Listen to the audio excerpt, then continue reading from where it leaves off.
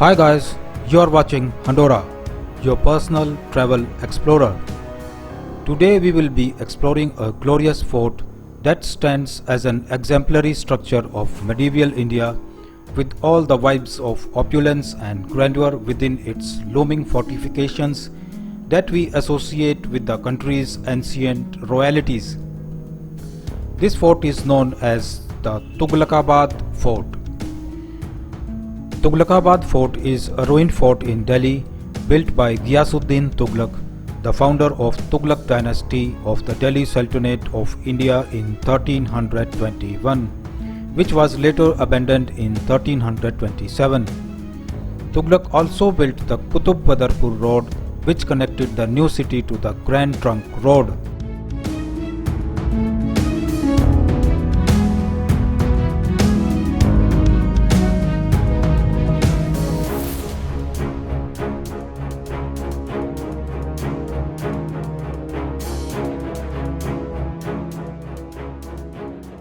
While its history and legends give the Tughlaqabad Fort an eerie impression, its magnificence of architecture and vastness of expanse make it a popular spot for academic, historical and otherwise fun excursions.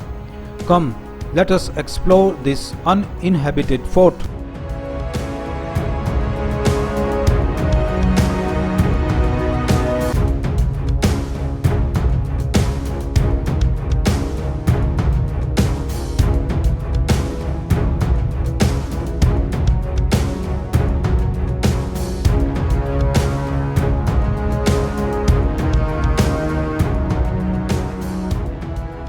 Ghazi Malik was a feudatory of Khilji rulers of Delhi.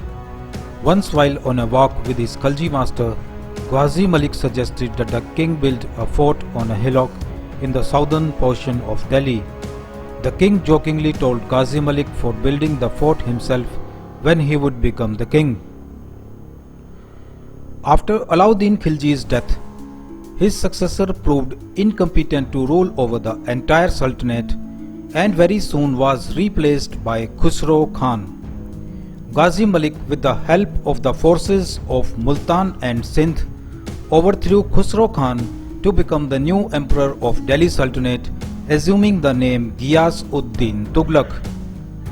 He immediately started the construction of his fabled city, which he dreamed of as an impregnable yet beautiful fort. He established the famous Tughlaq Dynasty and built the fort of Tughlaqabad within 4 years from 1321 to 1325. The fort was constructed primarily as a stronghold for defensive purposes against the ever-invading Mongols rather than an architectural establishment.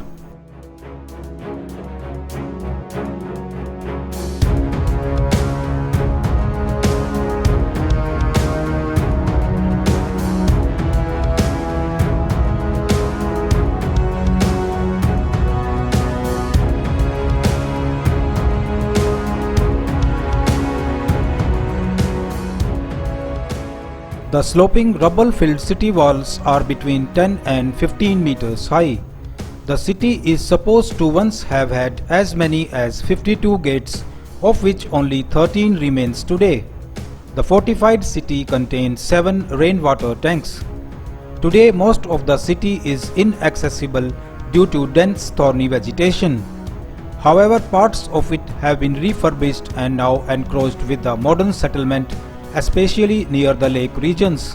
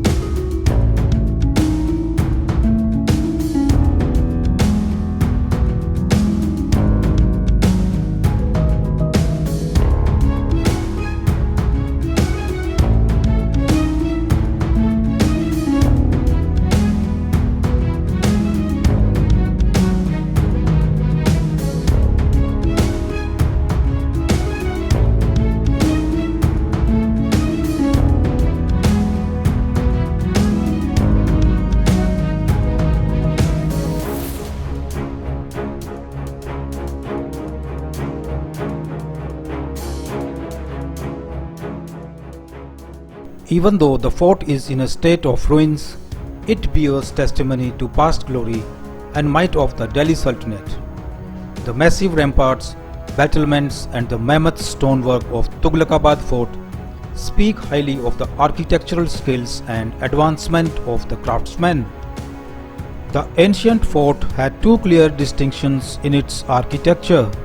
One was the portion with the citadel and the palatial residences. The other was the old city to the north.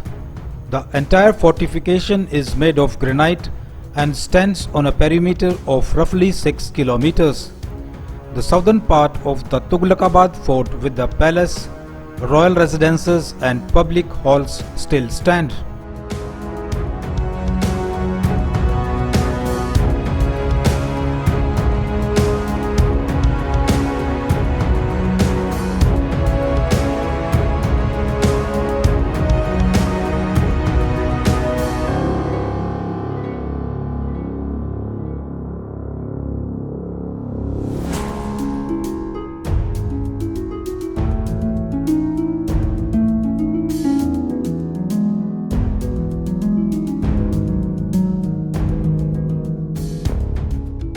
The fort of Tughlaqabad has an ancient folklore associated with its history.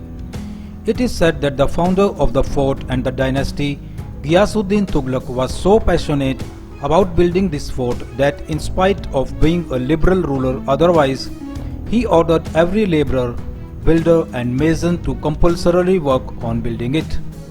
It upset the famous Indian Sufi Nizamuddin Aulia as the work on his Bawli was stopped. He confronted the Sultan, and when the emperor refused to budge, he cursed the fort with the words Ya rahe ujad, ya base gujar. The truthfulness of this legend is obviously questionable, but this led to the successor of Ghiyasuddin to abandon the fort and earn the place the tag of Haunted One. Another of the saint's curses was Hunuz Delhi Dur Ast, which means Delhi is still far away. The emperor was engrossed in a campaign in Bengal at this time. He was successful and was on his way to Delhi. However, his son Muhammad bin Tughlaq met him at Kara in Uttar Pradesh. Allegedly, at the prince's orders, a Shamiana fell on the emperor, who was crushed to death in 1324.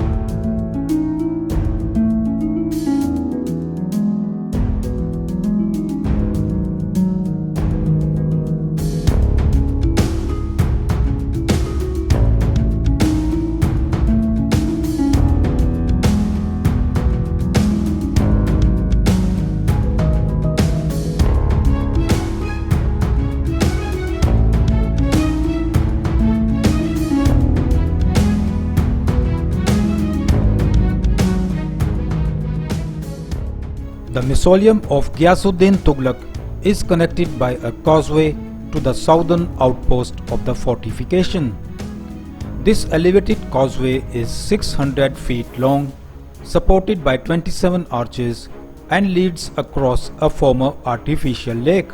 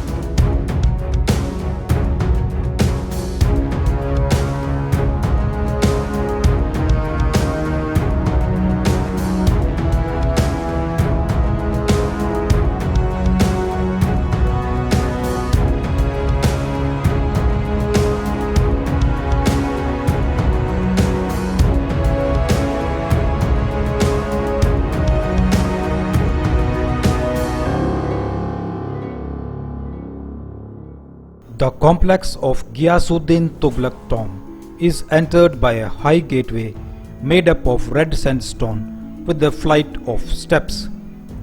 The actual mausoleum is made up of a single domed square tomb about 8 meters by 8 meters with sloping walls crowned by parapets. In contrast to the walls of the fortification made up of granite, the sides of the mausoleum are faced by smooth red sandstone and inlaid with inscribed panels and arched borders from marble. The edifice is topped by an elegant dome resting on an octagonal drum that is covered with white slabs of marble and slate. Inside the mausoleum there are 3 graves. The central one belongs to Ghiyasuddin Tughlaq and the other 2 are believed to be those of his wife and his son and successor Muhammad bin Tughlaq.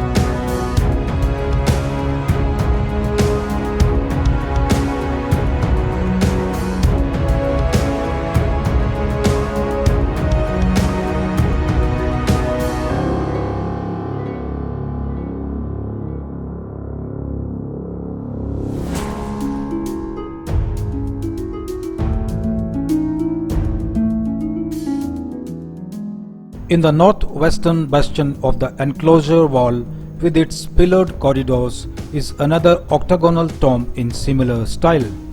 This tomb houses the remains of Zafar Khan. His grave have been at the site prior to the construction of Ghiyas-ud-din Tughlaq's tomb.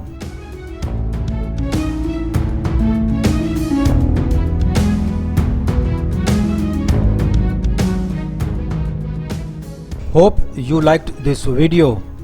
Other videos on exciting travel locations and monuments are also available on this channel. Do explore these videos and also do like, share and subscribe this channel.